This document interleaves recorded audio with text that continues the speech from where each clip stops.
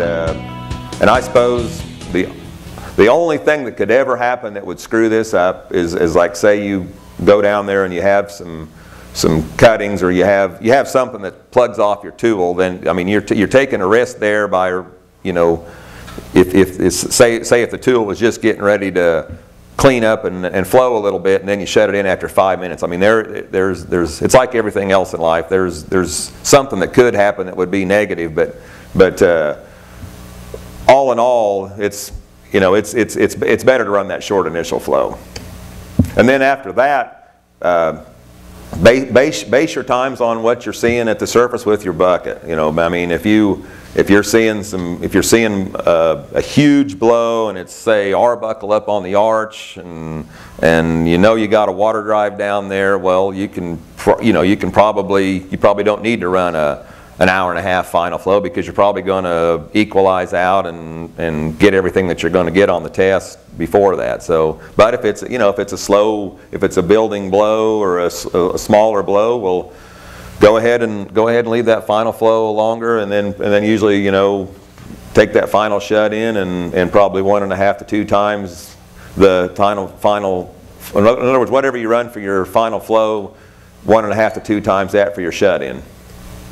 But another thing too is you know, do your research. Look at your scout card. See what your neighbors have done in the past in that same particular zone, because there's places that 30-foot oil cut mud will make a 50 barrel a day well, and there's places where 30-foot oil cut mud you got to run. You know, then I don't know why that is, but I'm just saying that it is that way. And so do your homework before you put the bit in the ground, and see how tests in the area have performed, and see how the wells have IP'd, and see what the cumes are, and you know, use your common sense, and take your, you know, sometimes take your, I mean I know everybody, you know, nobody goes into this thing saying, well, this is going to be a dry hole, and thinking like that. Everybody thinks it's going to be a 100 barrel a day well, but sometimes, you know, take your emotions and put them on the shelf and just look at it objectively, and then let your common sense be your guide.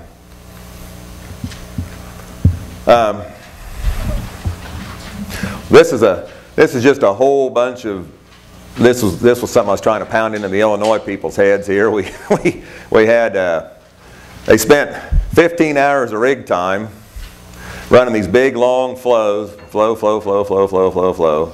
I probably should have took this slide out, because I don't need to preach to you guys about this, but bottom line, they 15 hours of rig time, they got 686 foot of fluid was all, and basically, you know, just wasted a lot of rig time, but that's just, you know, hope springs eternal. Back to basics again. Here's one with a short initial flow. See how I was talking earlier, see how that initial shut-in, boom, it bounces right up there and gets up to 1,250 pounds, you know, almost immediately. Longer final flow, and there again, you know, you can see a little bit of a pressure drop here. Kind of all kinds of fluid here, salt water, got some gas to surface, and this is an Illinois test here. Just as it's a big oil test with some water in the bottom and gas to surface. And one thing I have noticed, the difference between Illinois and Kansas, for whatever reason, they're more overburdened there. I mean, I've actually seen instances there where the final shut-in will actually equal, or sometimes even a little higher than hydrostatic. Where in Kansas, you know, we're a little under pressured here, and you'll usually see about the same ratio of hydrostatic to shut-in, is maybe even a little bit lower than that. There's another one, kind of a tight-looking gas test there with some mud and water. Okay, here's one, you know, run a little longer first flow here, big drop in shut-in pressures here. You know, this would definitely be cause for alarm here, even though it's all oil. That's a, you know, I mean, you gotta realize that if you can, in that amount of flow pressure, if you can take that pressure from here down to here, you know, you might have a problem, because it shouldn't be dropping like that. Here's one strange looking little test here, and I can't totally explain this, but jumped right up, flattened out there, and actually went on a little bit of an incline there. Then on a final, it doesn't even look like we tested the same zone there. I mean, no relation at all between how this looks and how this looks. And there's times where, you know, as long as I've been doing this, I still come across tests where I don't really know what happened. They just, you know, something strange. It's Mother Nature. Paul, did you follow up on that test to find out what happened if they completed well? The one before? The prior test at the prior slide. That one, right? You know what? Did they set pipe? I'm sure they did, and I think this test was, well, this test was run like back in 2006, and I can't remember what happened to it. I wish I could, and it's a good question, and I don't have an answer for it. I mean, that's ultimately our goal is to produce hydrocarbons. So, you know, if we're going to use drill stem tests as a tool, let's find out the outcome on something like that. You know what I mean? You bet. Yeah. This was a test that was run in Illinois, and those people back they're pretty tight-lipped about what they've done, and so but yeah, you got a good point there, Tom. Here's something that we've been doing, and we're running inside and outside recorders, and the way that works, and I designed a little receptacle for our recorders themselves, and I probably should have brought one, but they're about 3/4 of an inch in diameter. They're about 14 inches long a piece. We've taken the bottom recorder and we've actually connected it into a little device that actually connects the pressure to the outside of the anchor. And so the bottom recorder is our outside recorder. It's seeing the annulus. The top recorder is an inside recorder, so it's on the inside of the perforations. And 99% of the time, those match, because if you don't have any anchor plugging, the same thing's going to be happening on the inside and the outside of the anchor.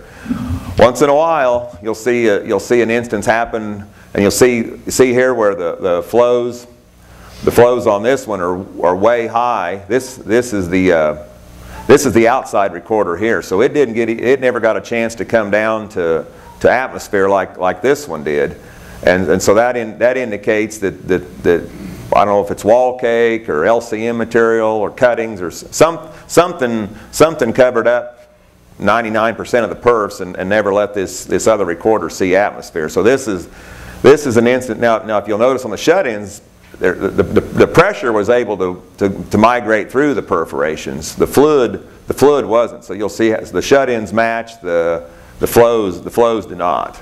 So that's that's what I'm trying to show here on this. Okay, that's the end of my slideshow here.